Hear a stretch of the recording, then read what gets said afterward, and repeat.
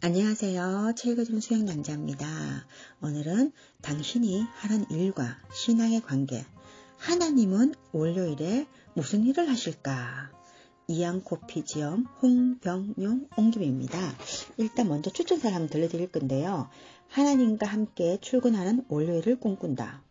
일요일 예배에서 들은 설교와 월요일 아침 다시 돌아가는 일상의 쳇바퀴 사이에 존재하는 간극 속에서 매일의 시간과 에너지를 쏟아붓는 나의 세속적 일이 하나님 나라의 영원성 안에서 어떤 의미를 가질까?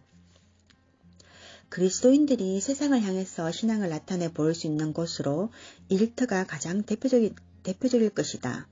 그런데 많은 그리스도인들에게 일터는 신앙과 무관하게 그저 돈을 벌기 위해서 어쩔 수 없이 가야 하는 곳이 되어버렸다. 이 책은 이양코피 목사가 그런 현실을 안타깝게 생각하면서 그리스도인 직장인들을 위해서 쓴 책이다. 한국 교회의 직장인들에게도 아주 유익한 직장 사역의 매뉴얼이 됐으면 좋겠다. 교회에서는 하나님을 입에 올리지만 회사에서는 어쩔 수 없이 세상 돌아가는 방식에 적응해 살아가는 우리들이다. 교회 일, 목회자의 일만이 하나님의 일인 것 같고 물건을 팔고 악의 기지개를 갈며 서로 복사를 하면서는 하나님을 떠올리기 어려워한다. 왜 일을 해야 하는지, 어떻게 일을 바라봐야 하는지 고민하는 분들이라면 이 책을 읽은 뒤 나처럼 골로새서의 말씀 한 구절을 책상 위에 붙여놓을지도 모르겠다. 오직 의인은 믿음으로 살리라라는 화두는 믿음의 출발선에만 혹은 주일에 교회에서만 필요한 말이 아니다. 저자는 1터와 3터에서 그리고 일요일 주일뿐 아니라 월요일부터의 삶에도 믿음이 필요하다고 말하고 있다.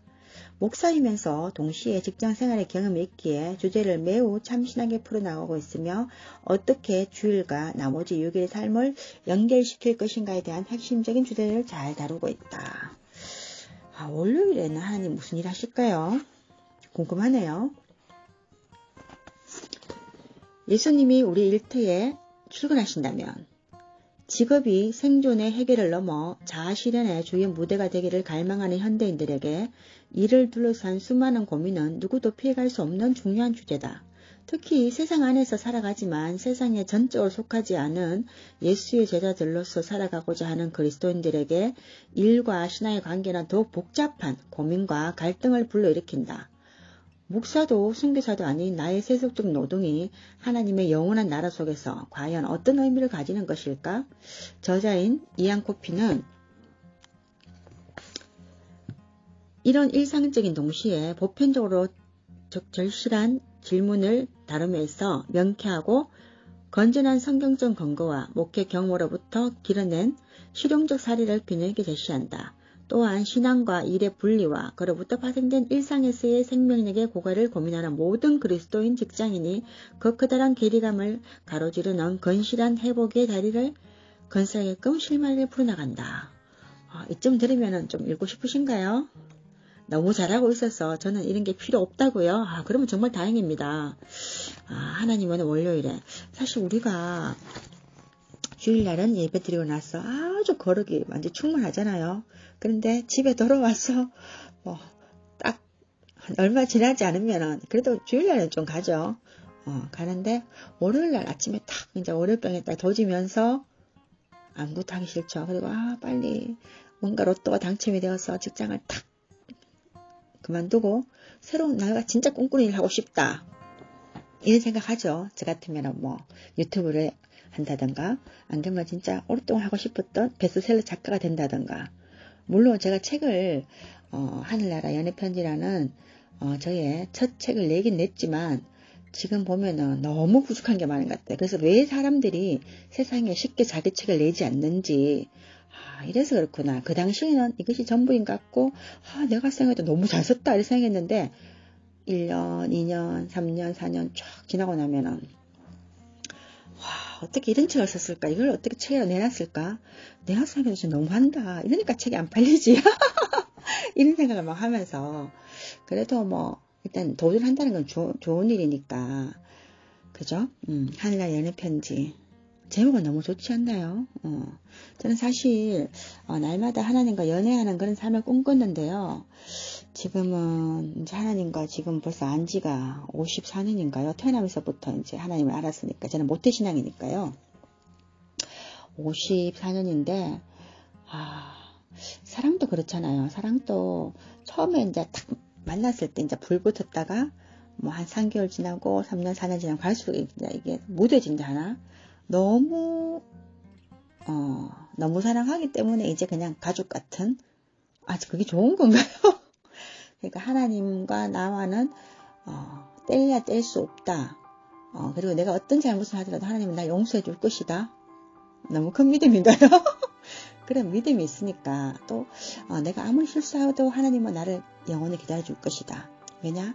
하나님은 절대 실수하지 않으시니까. 나는 실수하지만 하나님은 실수하지 않는다. 뭐 이런 믿음이라든가 제가 아는 분도 요즘 교회를 다니지 않고 있더라고요. 그래서 제가 이렇게 하다가 너 지옥 가면 어떡할래? 이러면 나 천국 자신 있다고 막 이렇게 막 호언장담을 하더라고요. 그건 큰 믿음이죠. 저는 사실 요즘 이런 간증도 듣고 요즘 사실 유튜브를 많이 보잖아요.